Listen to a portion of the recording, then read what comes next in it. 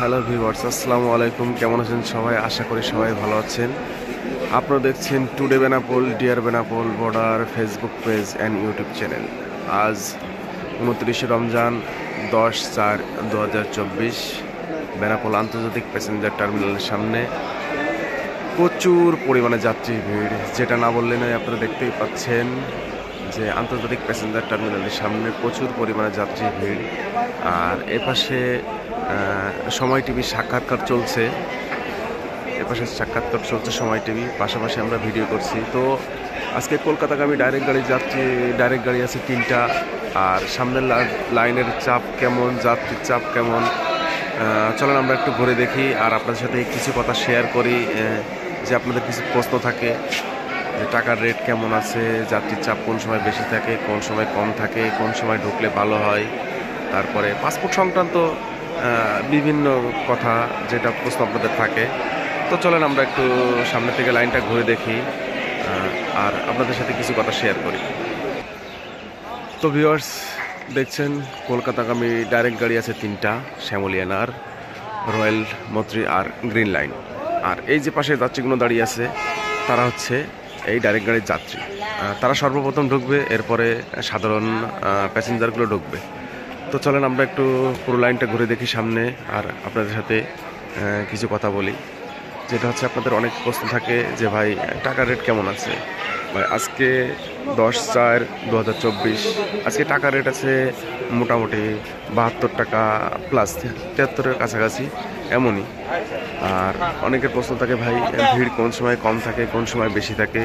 ভাই সাধারণত আমরা প্রতিটা ভিডিও একই কথা বলি যে ভিড় সকালে সব থেকে বেশি থাকে, সকাল থেকে 12টা 12:30 পর্যন্ত, এর ভিতরে সাধারণত ভিড় থাকে। যেহেতু এখন ছুটির সময়, ঈদের ছুটি পড়ে গেছে, প্রচুর পরিমাণে যাত্রীর ভিড় আপনারা দেখতেই পাচ্ছেন।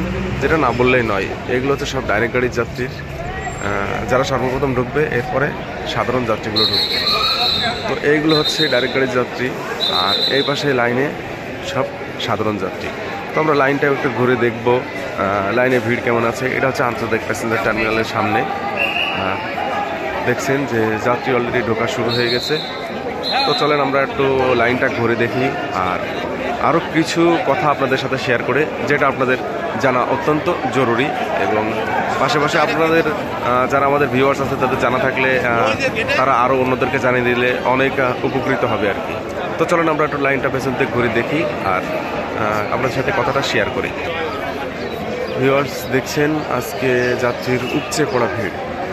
আর যেটা আপনাদেরকে বলছিলাম যে আপনাদের কিছু কথা জানানো দরকার, যেটা হচ্ছে ভাই অনেকে প্রশ্ন করে যে আমার পাসপোর্টের ভিসায় লেখা আছে আগরতলা অথবা গেদে ইত্যাদি।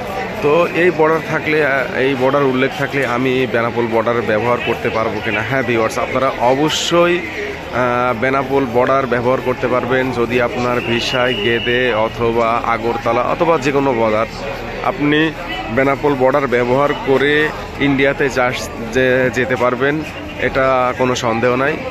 আর যদি আপনার পাসপোর্টে এই ব্যতীত আপনি অন্য বর্ডার দিয়ে যাইতে চান, তাহলে যাইতে পারবেন না। শুধু একমাত্র বেনাপোল বর্ডার ব্যবহার করেই আপনি যে কোনো বর্ডার উল্লেখ থাকলে, যে কোনো বর্ডার যদি আপনার পাসপোর্টে উল্লেখ থাকে, তো আপনি বেনাপোল বর্ডার ব্যবহার করে যাইতে পারবেন। কিন্তু যদি হরিদাসপুর উল্লেখ থাকে তাহলে অন্য বর্ডার ব্যবহার করতে পারবেন না। তো এটাই হচ্ছে একটা আপডেট, যেটা আমি গত ভিডিওয় আপনাদেরকে বলেছিলাম। তো ভিউয়ার্স, এটাই ছিল আজ 10/4/2024 29শে রমজান বেনাপোল বর্ডারের সকালের আপডেট। প্রচুর পরিমাণে যাত্রী, এখনও অনেক গাড়ি আসতে বাকি, আসলে যাত্রীর চাপ আরও বাড়বে।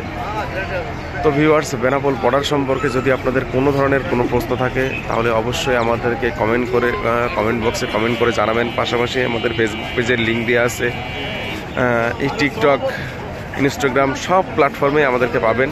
পাশাপাশি আমাদের নাম্বার দেওয়া আছে।